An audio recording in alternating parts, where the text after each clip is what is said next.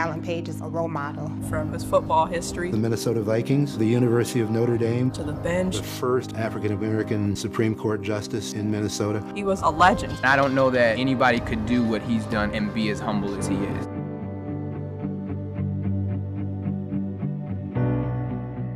There's so much to learn from Alan. It's life. He teaches me every day. I think that's one of the things that Minnesotans like about him, is that we admire him greatly, but he's not something that's on the shelf. He's organic. When I think of my dad, the words that come to mind are humble, wise. He is seen as this intimidating, large man, but really, truly, in his heart, he is a softie. He tells a story about falling in love with the law by watching Perry Mason. And what did he know about being a judge or being a lawyer other than they got to drive fancy cars? But through his hard work and his parents continually just kind of helping him understand that there's so much more to that, I think that's where he really got a good foundation. I was at a conference last year, and at the time I was applying to law school, and I remember seeing Justice Page speak at the conference, and so I caught up to him in the hallway as he was leaving, and I went and introduced myself. You know, we talked about me going to law school, but I also asked him about why he went to law school, why he became a lawyer and eventually a judge. One thing he said, don't worry about what you're doing, just find excellence in everything you do and don't worry about the politics. I saw it every day, the excellence. I saw it in his preparation. I saw it in his writing. It's that standard of excellence that he held himself to and that we all benefited from. But what the Page Foundation does, which is so unique and actually quite inspiring, it provides students a support system if they don't have one from home, is it demands that every student who's a Page Scholar bring somebody with them when they're going through their success story.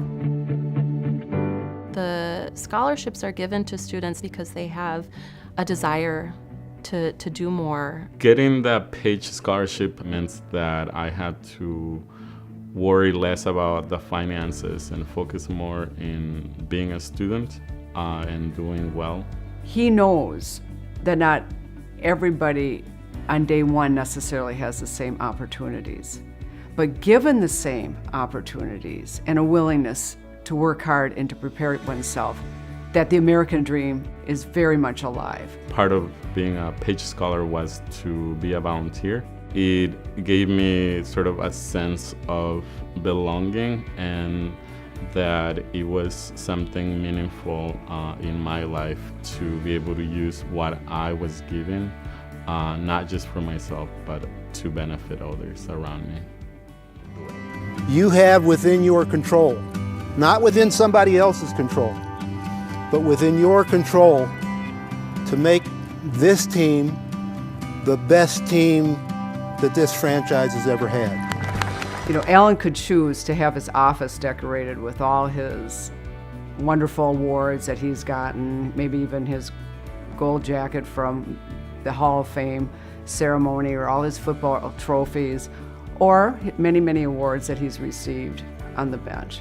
But what you most notice when you go into his office are the remnants of a very segregated America from the Civil War time all the way not to so many decades ago. And I think they probably remind him of why he seeks justice and how important justice is. And that's the endeavor that Alan, I think, values the most, and he has been a big part of Minnesota's justice system, but more importantly, the justice that we're all engaged in and that we all endeavor to be a part of. He goes for it, whether it's being the best NFL football player that he can be, a state Supreme Court judge, a maple syrup collector, or a vending machine owner. He does it with a passion and a force that I think is special and unique. We need two things in a strong democracy: the ability to listen to each other, to learn from each other, to be willing to learn from each other. And then, after we engage in that discourse with an open mind, still be willing to stand up, sometimes alone, against the majority for something that we have as a conviction. I go out into the grocery stores and I meet people and they say, oh, I'm a Page Scholar, oh, my student is being taught by a Page Scholar, and it's just, over the years, more and more of that has been happening, and it's like a ripple effect. It's one of my dad's favorite sayings from Robert F. Kennedy. Every time a man stands up for, and he adds, or woman, an ideal, he sends forth a tiny ripple of hope, and that ripple of hope, can become the mighty wave that sweeps out injustice. Justice Alan Page's legacy, I think, is these ripple effects that has had an important impact in the lives of many young people like myself. Justice Page didn't have to do any of this work, right? He could have just been a football player and be wealthy and become a judge, a lawyer. And the fact that he has invested a lot of his energy outside of that work has meant a lot to me. Whatever his future commitment is, it's going to be a part of making that American dream available to other people. We carry on his legacy as we move on with our lives as well. I think in the next 25 years, where I see my dad successful is tying together his passion for education and for justice and connecting with the youth of our state. I am so grateful that he was my colleague and that he is my friend and that he is a Minnesotan and he is a part of all of us. He's a great man. Before we recess, I just want to note to the court's record that today is the last day that Justice Page will sit with the court in this court. And I know that I speak for all members of the court when I say, Justice Page, it has been an honor to serve the people of Minnesota with you in this court.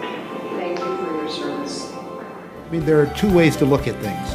I can seek to do things to be remembered and all of that, and maybe you get remembered and maybe you don't. I can do what I think is important and right, and if it's remembered, it's a real plus.